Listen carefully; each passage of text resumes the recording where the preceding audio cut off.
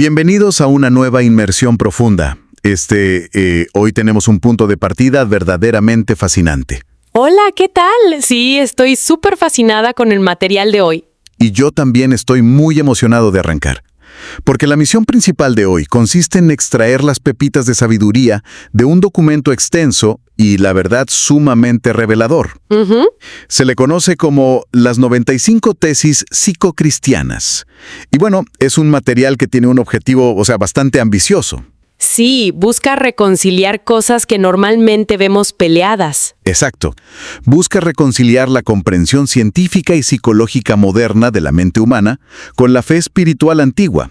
Porque históricamente, es común percibir la ciencia y la espiritualidad como dos fuerzas en constante choque, ¿no? Claro, como si aceptar una significara, rechazar automáticamente a la otra. Una manera magistral para ofrecer respuestas a una de las inquietudes más universales y dolorosas de la experiencia humana. Totalmente de acuerdo. Ahora bien, para ir directo al grano, aprovechar el tiempo al máximo de quienes nos escuchan y evitar esa sensación de sobrecarga de información que a veces, paraliza. Sí, que abruma muchísimo. El análisis de hoy se va a enfocar de manera exclusiva en una sola sección de este documento, la tesis 5. Omitiendo el prólogo y otras partes, vamos a ir directo a esta tesis. Es una delimitación muy inteligente. Sí, y esta tesis plantea una pregunta central que cualquier persona en medio de una crisis se ha formulado. ¿Por qué es necesario estar bajo prueba para crecer? Una pregunta durísima. Se analizará a fondo esa premisa y posteriormente se explorarán las palabras de conclusión del documento. Y bueno, es vital recordar a la audiencia que la labor aquí es reportar de manera imparcial el contenido de estas fuentes. Así es, no estamos tomando partido. Exacto. Transmitimos las ideas originales sin inclinarnos hacia ninguna ideología política o religiosa, para que cada quien pueda reflexionar sobre el material por su propia cuenta. Es un privilegio estar aquí para desglosar un material con tantos matices. Y fíjate que esa delimitación es fundamental. Para quienes buscan aprender de manera ágil, centrar la atención únicamente en la tesis 5 ofrece un panorama doble que es muy rico. A ver, cuéntanos un poco más de esa dualidad. Pues por un lado, aborda la dimensión de la neurociencia y la psicología, y por el otro, la visión teológica sobre el sufrimiento. Claro. Lo que este documento logra de forma excepcional es crear un puente analítico muy calmado entre la mecánica del cerebro y la experiencia de la fe. Que no es fácil de lograr. Para nada. Ayuda a entender el propósito detrás de la adversidad, pero sin caer en el victimismo, y esto es muy importante, sin promover la negación del dolor. Es un marco de referencia que conecta el estrés clínico con la resiliencia espiritual. Ok, vamos a desempacar esto, porque la manera en que el autor explica el crecimiento a través de la prueba arranca con una analogía física bastante cotidiana. Ajá, la del ejercicio. Sí, el texto invita a observar cómo funciona el desarrollo de los músculos del cuerpo humano. Quienes conocen un poco de ejercicio saben que un músculo no crece por inercia, ni se fortalece cuando está en un estado de comodidad constante. Exacto. Sentado en el sillón no va a crecer el músculo. La biología dicta que el crecimiento muscular requiere de un estrés controlado. Es decir, se le tiene que exigir al cuerpo levantar un peso mayor al que está acostumbrado. Y eso tiene consecuencias físicas. Claro, al hacer esto, la presión genera microdesgarros. Son rupturas físicas minúsculas en las fibras del músculo. En términos simples, el tejido tiene que fracturarse un poco a nivel microscópico para poder expandirse después. Es una imagen muy gráfica, pero la pregunta es cómo da el salto el documento de esta realidad biológica a la salud mental. Lo fascinante aquí es cómo el autor toma ese principio biológico y lo traduce directamente a la neurociencia y la psicología emocional. A ver. El texto introduce el concepto de resiliencia adaptativa. En el terreno psicológico, los reveses de la vida, una pérdida financiera, un fracaso profesional, una decepción profunda. Un divorcio, por ejemplo. Claro, cualquier crisis de ese tipo no son vistos simplemente como mala suerte o desgracias aleatorias, sino que actúan de la misma manera que esas pesas en el gimnasio. Órale. Son causantes de microfracturas emocionales. Ante un nivel de estrés significativo pero manejable, el cerebro se ve obligado a adaptarse para sobrevivir. Y eso está respaldado por la ciencia, ¿no? Sí, la neurociencia respalda esto por completo. Frente a ese estrés controlado, se crean nuevas vías neuronales y conexiones sinápticas. Es una reestructuración literal del cerebro que deja a la persona con una mayor capacidad para procesar la incertidumbre o el miedo en el futuro. A ver, eso plantea una perspectiva un poco difícil de digerir de buenas a primeras. Sí, choca un poco. Porque sugerir que el cerebro casi necesite ese nivel de fricción para mejorar choca directamente con la idea moderna de buscar el confort a toda costa. Definitivamente vivimos buscando evitar la incomodidad. Exacto. Pero si seguimos la lógica del documento, el cerebro cambia su arquitectura física para soportar un peso emocional mayor la próxima vez. Es como crear callo mental. Y fíjate que ese es un detalle que el texto resalta y que es crucial. Sin la presencia de ese peso emocional, la fortaleza interior inevitablemente se atrofia. Se pierde. Sí, el documento utiliza esto para establecer que una mente que nunca enfrenta oposición pierde su capacidad de resiliencia. Es un principio básico de uso y desuso. Lo que no se usa se atrofia. Tal cual. Por eso, el autor clasifica a las crisis y las pruebas de la vida como el gimnasio del alma psicológica. Si se retira toda resistencia y todo conflicto del entorno de una persona, se le está privando de la única herramienta que tiene el cerebro para reorganizarse y volverse emocionalmente robusto. Aquí es donde se pone realmente interesante. A ver. Porque el texto no se queda nada más en la clínica o en el laboratorio, hace una transición hacia la perspectiva espiritual, argumentando que este mismo principio biológico y psicológico opera en la fe, pero con un propósito que trasciende la simple supervivencia. Exacto, va más allá de solo sobrevivir. Según la tesis 5, al analizar la visión bíblica, se revela que la deidad, en este caso Dios, no permite que las cargas lleguen a la vida de una persona con la intención de aplastarla o destruirla. ¿Qué es lo que mucha gente llega a pensar en medio de una crisis? Claro, uno dice ¿por qué me pasa esto a mí? Pero la premisa es que el peso tiene un diseño específico, expandir la capacidad espiritual del individuo. Y para fundamentar ese punto exacto, el documento recurre a textos milenarios, citando específicamente Santiago 1, versículos 2 al 4. Contraintuitivo, porque aconseja considerar como un motivo de gozo el verse rodeado de diversas pruebas. Que suena casi absurdo cuando estás sufriendo. Totalmente. Pero la justificación que da el texto bíblico es que la prueba produce aguante, y ese aguante sostenido el que eventualmente hace que la persona sea completa y sana en todo sentido. ¡Aguante! Sí, la interpretación que ofrece la tesis 5 es que el estrés generado por una crisis es, en realidad, el catalizador necesario para desarrollar cualidades que no florecen en la comodidad. ¿Cómo cuáles? Como la humildad genuina y la dependencia de un poder superior. Es decir, la paciencia o la empatía serían el equivalente a los grupos musculares del espíritu, y necesitan su propio entrenamiento de resistencia. Esa es una excelente forma de ponerlo. Pero, siendo muy honestos, ver una crisis personal como un motivo de gozo requiere un nivel de madurez altísimo. Altísimo. Suena muy bien en la teoría, pero en la práctica, cuando hay dolor real de por medio, es una visión sumamente complicada de adoptar. Precisamente por eso, el autor aterriza la idea con ejemplos dolorosamente cotidianos. El texto describe cómo se ve este levantamiento de pesas en la vida real. A ver, ¿cómo se ve? Menciona que fortalecer el músculo espiritual es tener la voluntad de perdonar justo en el momento en que la ofensa todavía duele intensamente. Uf, está durísimo eso. O tener la capacidad de esperar en silencio cuando no hay ninguna señal lógica de que el panorama vaya a mejorar. Incluso habla de seguir mostrando amor y compasión en etapas de sequedad emocional, cuando simplemente no hay ganas de hacerlo. Cuando estás completamente drenado. Exacto. Ahora, el documento hace una aclaración contundente para evitar malentendidos tóxicos. Dios no busca el sufrimiento del individuo por el morbo del sufrimiento. El objetivo final jamás es el dolor. Claro, el dolor vendría siendo el subproducto natural del entrenamiento, la fricción necesaria, digamos, pero no es la meta del entrenador. Ese es el núcleo del argumento. La finalidad es la transformación.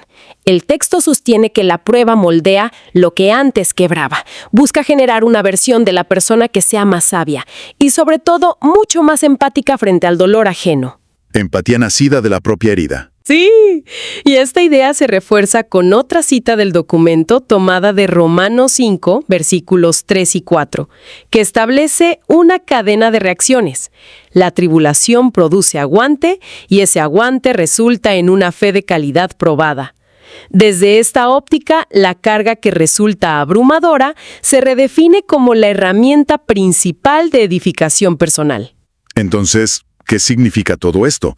¿Cómo se logran aterrizar conceptos que suenan tan elevados, mezclando neuroplasticidad con teología antigua, en la rutina diaria? Es la pregunta clave. Porque comprender la teoría de las microfracturas musculares o de la paciencia bíblica es una cosa, pero estar inmerso en una crisis financiera, lidiando con problemas de salud o con un estrés laboral crónico es otra realidad completamente distinta.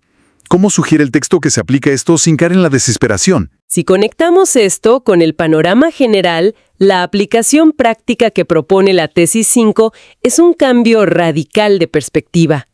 Sugiere adoptar una lente mediante la cual la vida se percibe como un entrenamiento divino. ¿Entrenamiento divino? Bajo este marco de referencia, cada obstáculo, cada rechazo, cada pérdida significativa deja de verse como un accidente caótico del universo. Pasa a interpretarse como un peso que ha sido medido y calibrado perfectamente para estimular el crecimiento específico que esa persona necesita en ese momento de su vida. Es cambiar el por qué me pasa a mí por el para qué me pasa a mí. Exactamente. Sin embargo, hay un elemento vital en la ecuación. Si esta filosofía se aplicara sin límites, llevaría rápidamente al colapso. Por eso el documento introduce una revelación sobre la biología deportiva que rompe con la cultura de la productividad constante. Me llama mucho la atención hacia dónde va esto, porque socialmente hay una tendencia a glorificar el estar luchando y resistiendo sin parar, como si detenerse fuera un símbolo de debilidad. Y el texto argumenta exactamente lo contrario basándose en la ciencia. La revelación es la siguiente: el músculo nunca crece mientras está sometido al esfuerzo de levantar el peso. A ver, ¿cómo? Así es. Durante el ejercicio, el tejido únicamente se está desgastando, rompiendo e inflamando. El verdadero crecimiento muscular, la hipertrofia, ocurre estrictamente después, durante la fase de recuperación y reposo. Si no hay descanso, no hay crecimiento, solo hay lesión y eventual ruptura. Esa es una perspectiva que le da la vuelta a todo el paradigma del esfuerzo.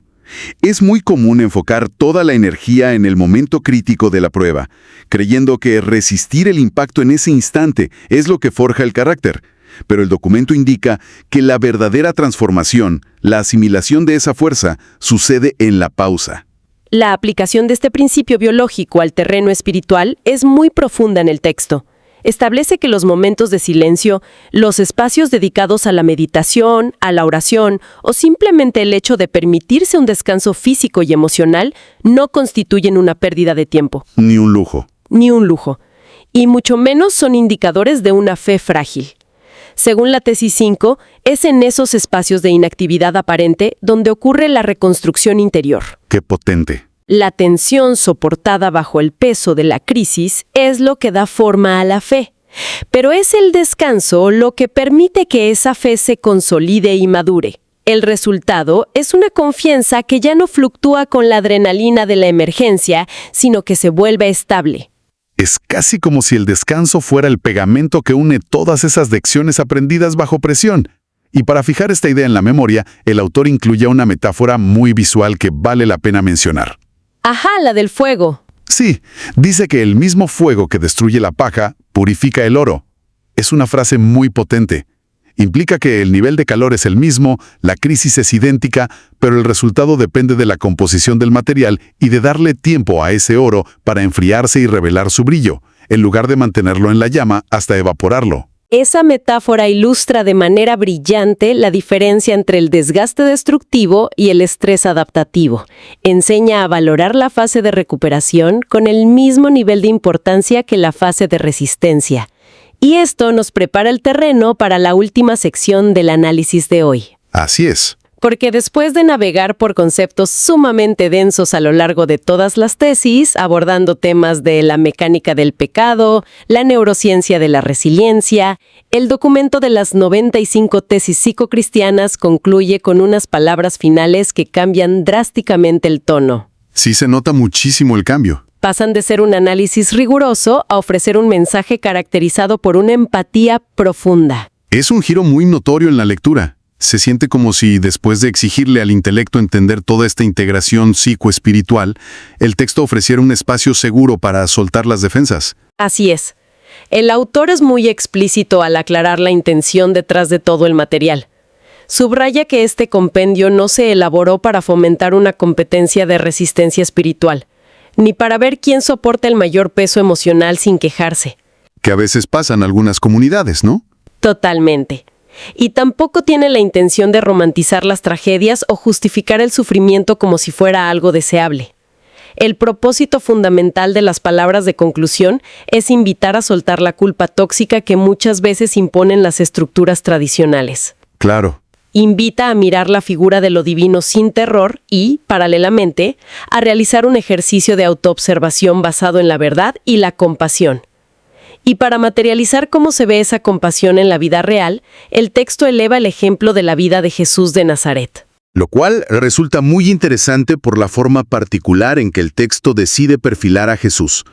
A menudo, en ciertas narrativas, se le retrata casi como un personaje estoico, inquebrantable, alguien que levitaba por encima del dolor humano sin inmutarse. Pero el documento desmantela esa visión por completo. La desmantela de raíz.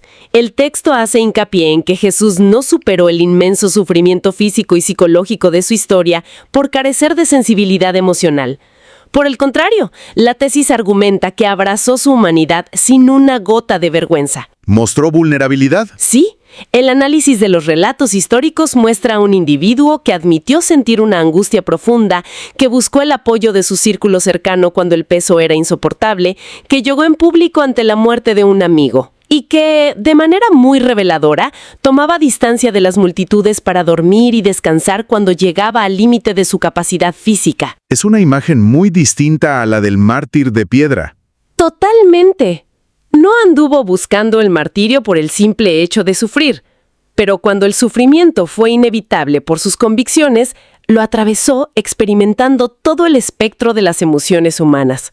Ese análisis marca un contraste enorme con ciertas corrientes de pensamiento que sugieren que una fe robusta es equivalente a no sentir tristeza, no experimentar estrés y nunca admitir cansancio. Es su peso irreal sobre las personas.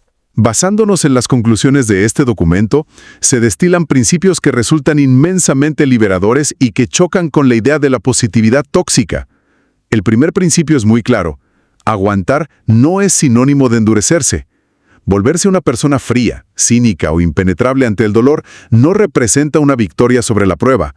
Más bien, es un indicador de que el peso emocional terminó aislando al individuo. Y eso nos lleva al segundo principio fundamental del texto. Mantener la fidelidad o la entereza no requiere silenciar el mundo interno. Si una situación duele, se reconoce el dolor. Se vale decir que duele. Claro, la autenticidad que propone el documento permite expresar la frustración, la queja y la propia fragilidad sin que eso invalide el proceso de crecimiento. Y luego está el tercer punto, que probablemente es el antídoto más necesario para quienes operan bajo niveles crónicos de autoexigencia. Experimentar agotamiento no significa haberle fallado a la divinidad ni a uno mismo. Es un punto crítico. Existe una ilusión muy arraigada de que se espera una productividad espiritual y emocional ininterrumpida, como si detener la marcha fuera un pecado capital. El texto es categórico al respecto. Afirma que el objetivo de lo divino no es recolectar ciervos rotos que continúen operando de manera mecánica hasta alcanzar el colapso total. La expectativa, según el documento, es forjar relaciones basadas en la sinceridad. Interesante. Se valora más la capacidad de acercarse con las manos vacías y admitir que ya no quedan reservas de energía que la de mantener una fachada de fortaleza irrompible. Se trata de privilegiar el vínculo y la honestidad por encima del rendimiento sostenido. Hacer esa distinción entre funcionar por inercia o por miedo a fallar y tener la libertad de admitir la vulnerabilidad total es probablemente el cimiento de una salud mental verdaderamente equilibrada. Y es justamente esa idea la que prepara el terreno para la frase con la que el autor decide cerrar todo el documento. Es una frase preciosa. Sí, es una declaración que condensa todo el análisis psicocristiano sobre la presión, la resiliencia y el límite humano. La frase describe la postura de una mente madura frente al agotamiento absoluto, diciendo: Jehová, hice lo que pude, y tú sigues siendo suficiente. Es una síntesis brillante desde el punto de vista psicológico y teológico.